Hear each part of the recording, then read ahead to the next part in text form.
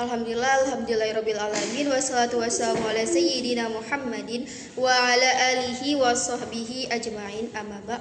Yang terhormat kepada Ibu Yuli Hairina Hamid SPD MSI sebagai dosen pengampu mata kuliah ini, dan perkenalkan, saya Nurul Hidayati sebagai moderator yang akan memandu jalannya presentasi ini, dan tentu saja bersama teman saya yaitu saya Dina. Baik, di sini kami akan mempresentasikan perangkat penilaian hasil belajar. Untuk materi pertama akan disampaikan oleh Dina. Baik, di sini ada latar belakang penilaian. Esensi evaluasi pendidikan. Penilaian hasil belajar merupakan komponen vital dalam mengukur kebersihan pembelajaran serta tingkat pencapaian kompetensi mahasiswa secara menyeluruh. Nah, dalam kurikulum perguruan tinggi modern, evaluasi tidak boleh kaku, diperlukan integrasi strategis antara capaian pembelajaran dengan perangkat penilaian yang valid dan akuntabel. Nah, di sini ada hakikat penilaian hasil belajar. Yang pertama itu ada proses menilai. Menilai bukan sekadar memberikan nilai berupa angka, melainkan rangkaian sistematis pengumpulan data, pengolahan dan interferensi untuk mengambil keputusan belajar mengajar yang konfrontatif. Nah, di sini ada pengukuran dan evaluasi.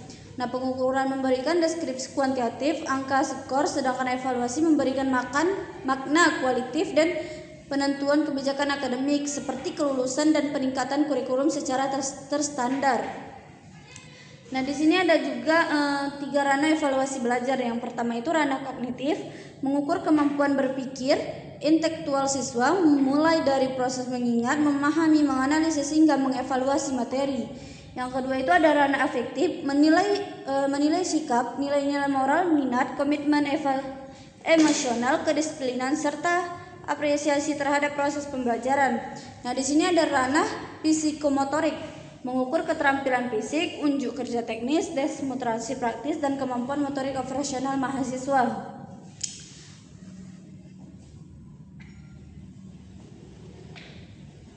Nah, di sini ada prinsip utama penilaian yaitu objektif dan adil. Penilaian didasarkan pada standar dan kriteria pencapaian yang objektif tanpa membedakan latar belakang sosial ekonomi atau bisa gender. Nah, yang kedua itu ada valid reliable. Instrumen yang dirancang harus benar-benar mengukur kompetensi yang ditargetkan secara konsisten meskipun diuji dalam kondisi berulang.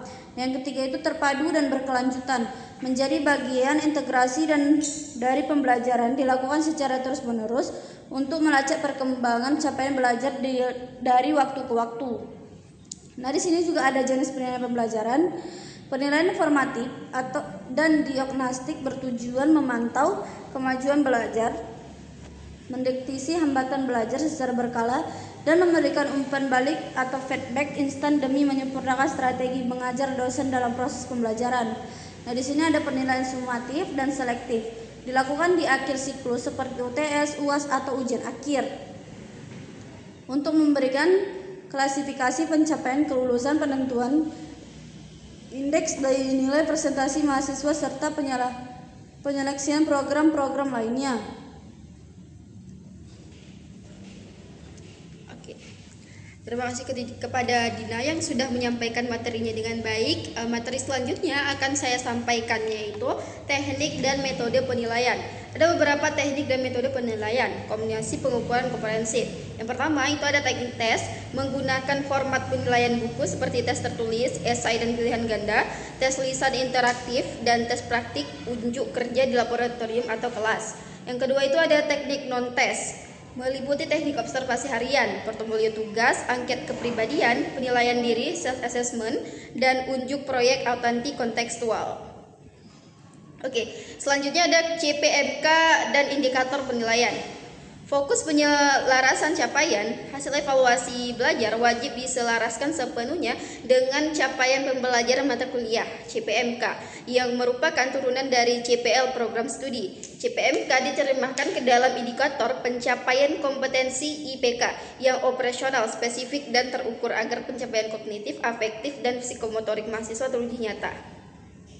Kemudian ada siklus prosedur penilaian. Yang pertama itu ada perencanaan, yaitu menyusun kisi-kisi, merancang instrumen penilaian, dan pedoman rubrik sesuai RPS. Yang kedua itu ada pelaksanaan, melaksanakan pengujian atau observasi berkala selama perkuliahan secara objektif.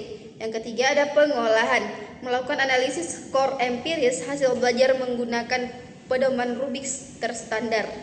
Yang keempat itu ada mendokumentasikan hasil belajar atau KHS sebagai feedback dan evaluasi perbaikan dosen. Selanjutnya kami akan menyimpulkan materi pada hari ini, yaitu kesimpulan dan rekomendasi. Penyusunan perangkat penilaian yang sistematis, valid dan reliable adalah fondasi penting untuk menjamin mutu ketulusan calon pendidik yang profesional, objektif dan akuntabel. Baik, sekian dari presentasi kami akhiri. Mohon maaf atas segala kekurangan. Wassalamualaikum warahmatullahi wabarakatuh.